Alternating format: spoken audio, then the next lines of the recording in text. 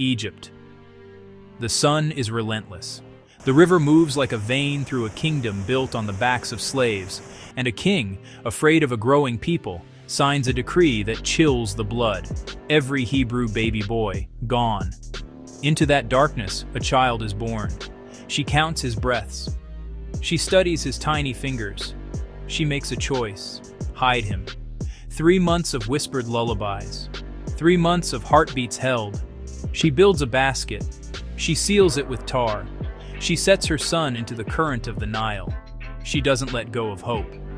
His sister tracks the basket from the reeds, eyes fixed, soul praying.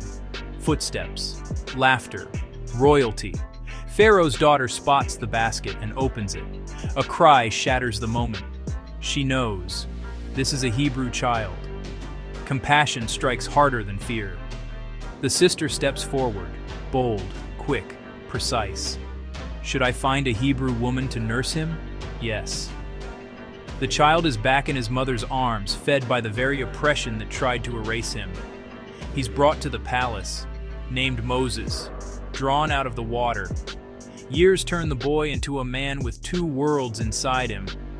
One day he goes out and sees an Egyptian beating a Hebrew slave, and something breaks. He looks left, he looks right, no one. He acts. The sand covers a body, but not a consequence. Next day, 2 Hebrews fight. Moses tries to make peace. They cut him with a truth sharper than any blade. Who made you ruler? Are you going to kill me too? The secret is out. Pharaoh hears. And just like that, Moses becomes a fugitive. He runs into the wilderness, into Midian, where the desert teaches a new pace. Wells are more than water, they are crossroads. At one well, shepherds muscle 7 sisters away from their own turn. Moses stands up and steps in. He draws water and their story changes. Their father, Reuel, also called Jethro, hears and opens his home. Safety, a new beginning. Moses marries Zipporah.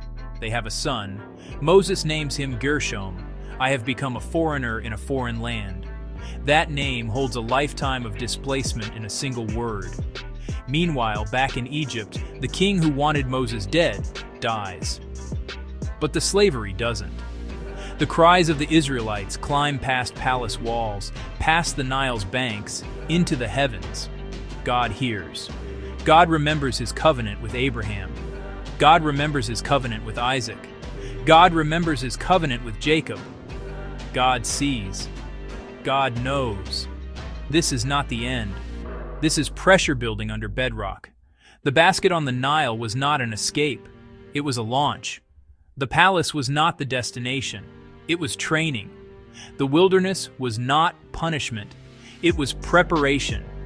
Because calling has a way of finding us on the far side of failure, in the quiet places, when we've run out of titles and alibis, when our hands are rough from drawing water for people who don't even know our name.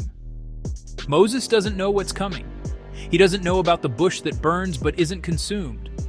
He doesn't know about the staff that will swallow serpents. He doesn't know about the sea that will split like a curtain, right?